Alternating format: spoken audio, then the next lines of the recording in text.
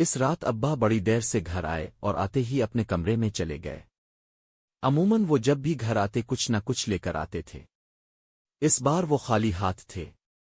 آج انہوں نے سلام بھی نہیں کیا تھا۔ جہاں امی کو پریشانی لاحق ہوئی وہیں مجھے بھی گڑبڑ لگنے لگی۔ میں الفاٹے کر ابا کے کمرے کی طرف جانے لگا تو امی نے مجھے ہاتھ کے اشارے سے روک دیا اور خود بڑھ گئیں۔ میں طرح طرح کی باتیں سوچتا ہوا صحن میں ٹہلنے لگا۔ کچھ دیر بعد امی کی واپسی ہوئی۔ مجھے ان کے چہرے کے تاثرات دیکھ کر ہی انداز ہو گیا تھا کہ ضرور میری ہی کوئی بات ہے۔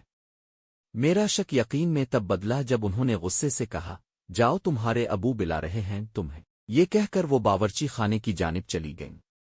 میں ان کے پیچھے بھاگا۔ امی بتائیں تو آخر ہوا کیا ہے؟ میں جان گیا تھا کہ انجانے میں شاید مجھ سے کوئی غلطی سرزد ہوئی ہوگی تبھی وہ اتنے غصے میں ہے۔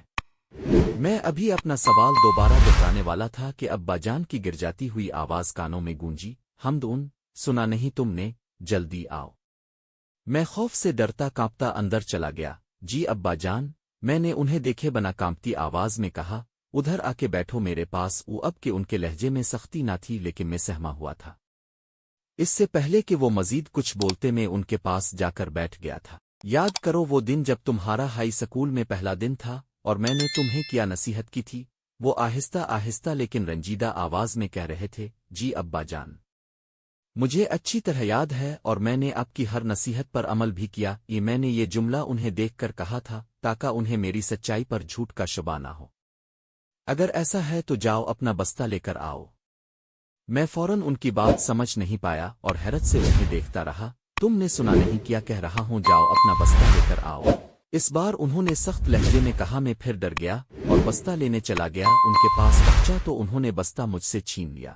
بستے کی دونوں زپ کھول کر اس کی تلاشی لینے لگے۔ انہیں مطلوبہ شے نہ ملی تو انہوں نے بستہ الفاٹ دیا۔ ساری کاپیاں اور کتابیں پلنگ پر بکھر گئیں اور ان کاپیوں کتابوں کے بیچ میں ایک گھڑی جگمگاتی دکھائی دی۔ گھڑی کی چمک دمک سے معلوم ہو رہا تھا کہ وہ سونے کی ہے۔ دراصل وہ گھڑی دلاور چودھری ہی کی تھی۔ پرنسپل آفس کے ساتھ متصل واش روم میں جاتے ہوئے وہ اپنی گھڑی اتار کر ٹیبل پہ رکھ گئے تھے۔ حال میں جاتے ہوئے بھی شاید وہ گھڑی پہننا بھول گئے تھے۔ اسی کا فائدہ الفاٹے کر فیصل نے آدھی چھٹی کے وقت ہی وہ گھڑی میرے بیگ میں ڈال دی تھی۔ فیصل کا یہ منصوبہ اس لحاظ سے بھی کامیاب رہا کہ چودھری صاحب نے سکول کے لیے فنڈ دینے کی منظور چھوٹیاں دے دی تھی اور اس خوشی میں پرنسپل صاحب نے اور دیگر سٹاف نے انہیں تحائف دینے کا بندوبست بھی کر رکھا تھا۔ ایک ہاتھ سے تحائف وصولات کرتے اور دوسرے ہاتھ میں موبائل پکڑے اسے کان سے لگائے وہ اگلی میٹنگ میں آنے کا کہہ کر روانہ ہو گئے۔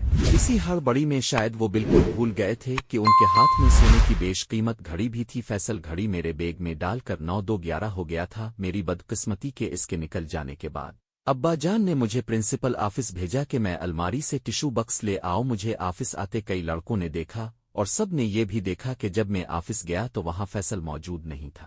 اس لیے جب گھڑی کے سلسلے میں چودھری صاحب کا فون آیا اور پرنسل صاحب نے ابا سے ذکر کیا تو ان کا 100% شک مجھ پر ہی تھا۔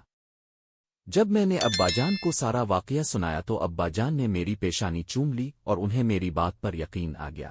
میں ابا جان کے ساتھ فیصل کے گھر گیا۔ فیصل خود بھی اپنے کیے پہ شرمندہ تھا۔ اس نے نہ صرف مجھ سے بلکہ ابا جان سے بھی معافی مانگی اور یہ تہیہ کیا کہ آئندہ وہ اپنا کام خود کرے گا۔ گھڑی کسی طریقے سے چودھری صاحب کو بھجوا دی گئی تھی۔